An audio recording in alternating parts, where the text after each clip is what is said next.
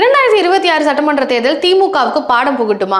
ஏன்னா கூட்டணி கட்சிகள் எல்லாமே ரொம்ப ஸ்ட்ராங்கா இருக்காங்க. எங்களோட கூட்டணி அப்படின்றது ஒரு கொள்கைக்காக அமைந்த கூட்டணி, வெறுமன தேர்தல் வெற்றிக்காக அமைந்த கூட்டணி இல்லை அப்படின்றது ரொம்ப பெருமையா சொல்லுவாங்க திமுக ஒவ்வொரு தேர்தலையும். ஆனா இந்த தேர்தலில் அதை சொல்ல முடியுமா அப்படின்றது கொஞ்சம் டவுட்டா தான் அமைஞ்சிருக்கு.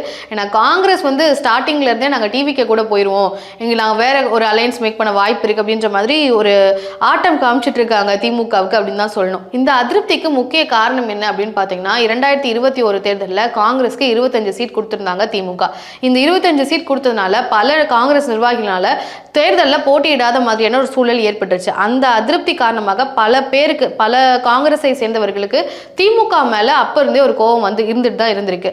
அந்த கோபத்தை இப்போ இந்த தேர்தலில் தான் காமிச்சிட்டு இருக்காங்க. இதுதான் சாக்கு, இப்போ நமக்கு அதிகமான சீட்டு வாங்கலை அப்படின்னா ஒருபோதும் வாங்கிட முடியாது, ஸோ இந்த தேர்தலில் எப்படியாவது அழுத்தம் கொடுத்து சீட் வாங்கிடணும் அப்படின்னு சொல்லி காங்கிரஸ் ஒரு புறம் அங்கனை கட்டிட்டு இருக்காங்க அப்படின்றதெல்லாம் நம்மளுக்கு ரொம்ப தெரிஞ்ச விஷயங்கள் தான். குறிப்பாக நீங்கள் ஃபாலோ பண்ணிட்டு இருந்திருப்பீங்க, மாணிக்கம் தாகூர் அவர்களாக இருக்கட்டும், பிரவீன் சக்கரவர்த்தி போன்றவர்கள் எல்லாருமே திமுக மேலே ஒரு கடுப்பில் தான் இருக்காங்க. அப்படி குறிப்பாக மாணிக்கம் தாகூர் அவர்கள் கூட சேர்ந்து இருக்கிறவர்கள் எல்லாருமே நான் சொன்ன மாதிரி இந்த காரணம் தான், நம்மளால் கண்டெஸ்ட் பண்ண முடியாத ஒரு சூழல் ஏற்பட்டுருச்சு, அதுக்கு காரணம் திமுக தான் அப்படின்றது தான் அவங்களுக்கு இருக்கக்கூடிய கோபம். மாணிக்கம் தாகூர், பிரவீன் சக்கரவர்த்திக்கு தான் திமுக மேலே அதிருப்தி இல்லை திமுக மேலே கோபம் இருக்குது அப்படின்னா கிரீஷ் ஜோடன்கருக்கு என்ன பிரச்சனை அப்படின்றது தான் அடுத்த கேள்வியாக வரும். கிரீஷ் ஜோடன்கர் அவர்களை பொறுத்த வரைக்கும் கோவா மாதிரியான ஒரு சின்ன மாநிலத்திலேயே தன்னை ப்ரூவ் பண்ண முடியாத ஒரு ஆளாக தான் இருந்திருக்கிறாரு. ஸோ அப்படி இருக்கிற பட்சத்தில் தமிழ்நாடு மாதிரியான ஒரு பெரிய மாநிலத்தை பற்றின ஒரு அண்டர்ஸ்டாண்டிங் இல்லாத ஒரு நபராக இருக்கிறாரு அப்படின்றது தான் அவர் மேலே வைக்கப்படக்கூடிய ஒரு விமர்சனமாக இருக்கு. ஏன் அப்படின்னா மாணிக்கம் தாகூர் மற்றும் பிரவீன் சக்கரவர்த்தி போன்ற காங்கிரஸ் நிர்வாகிகளினுடைய கூற்றுக்கு இன்ஃப்ளூயன்ஸ் ஆகி அதுதான் ஒட்டுமொத்த தமிழக மாநிலத்தினுடைய கருத்தாக இருக்கு அப்படின்ற மாதிரி கிரீஷ் ஜோடங்கர் எடுத்துக்கிறாரு அப்படின்றதான் பல காங்கிரஸ் நிர்வாகிகள் அவர் மேல வைக்கக்கூடிய விமர்சனமாக இருந்துட்டு இருக்கு. ஸோ காங்கிரஸ்ல இப்படி ஒரு குளறுபடிகள் எல்லாம் போயிட்டு இருக்கு. திமுக கிட்ட அதிக சீட்ஸ் கேட்கறதா இருக்கட்டும், பவர் ஷேரிங் கேட்கறதா இருக்கட்டும், பவர் ஷேரிங்க்கு பிக் நோ அப்படின்றது திமுக தரப்புல இருந்து சொல்லப்பட்டிருந்தாலும் திமுக கிட்ட காங்கிரஸ் கிட்டத்தட்ட 70 சீட் கேட்டிருந்தாங்களாம். இதை கேட்ட உடனே தான் முதல்வர் ஸ்டாலின் அவர்கள் நாங்கள் எஸ்ஐஆர்ல ஃபோக்கஸ் பண்ணிட்டு இருக்கோம், கொஞ்சம் பொறுத்து இருங்க அப்படின்ற மாதிரி அதை ஈஸியாக கடந்து போயிட்டாங்களாம் திமுக. ஸோ இது திமுகவுக்கு ஒரு தலைவலியாகத்தான் காங்கிரஸ் இருக்கிறாங்க.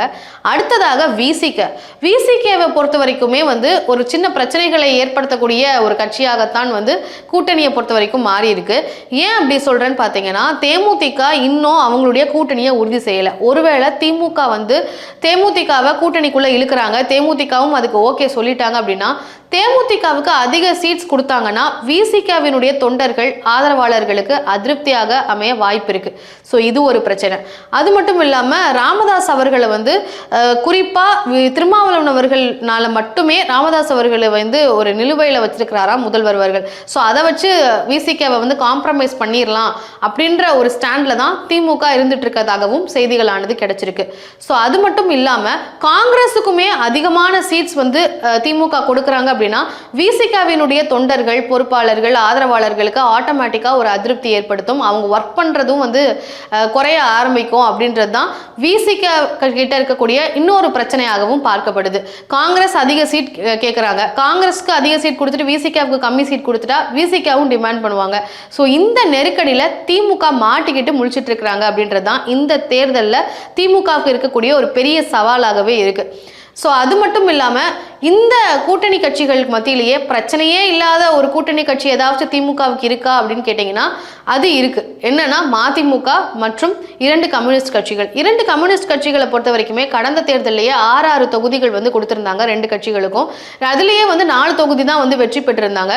ஸோ அதனால இந்த முறையும் 6 தொகுதிகள் அப்படின்றது கம்யூனிஸ்ட் கட்சிகளுக்கு கொடுக்க வாய்ப்பு இருக்கு. ஸோ அவங்க கிட்ட இருந்து பெரிய அளவில் பிரச்சனைகள் வராது அப்படின்னு சொல்லி திமுகவுக்கு ஒரு நல்ல விஷயமா கம்யூனிஸ்ட் கட்சிகள் அமைஞ்சிருக்கிறாங்களாம். அது மட்டும் இல்லாம மதிமுகவை பொறுத்த வரைக்கும் கடந்த தேர்தலிலேயே சூரியன் சின்னத்துல, உதயசூரிய சின்னத்துல தான் போட்டிட்டு இருந்தாங்க. ஸோ இந்த முறையும் அதே மாதிரி போட்டிட்டு கிட்டத்தட்ட அவங்க சைட்ல இருந்துமே எந்த ஒரு பிரச்சனையும் இருக்காது அப்படின்னு திமுகவுக்கு ஒரு நல்ல விஷயமாக இந்த 2 கம்யூனிஸ்ட் கட்சிகள் மற்றும் மதிமுக அமைஞ்சிருக்கிறாங்க.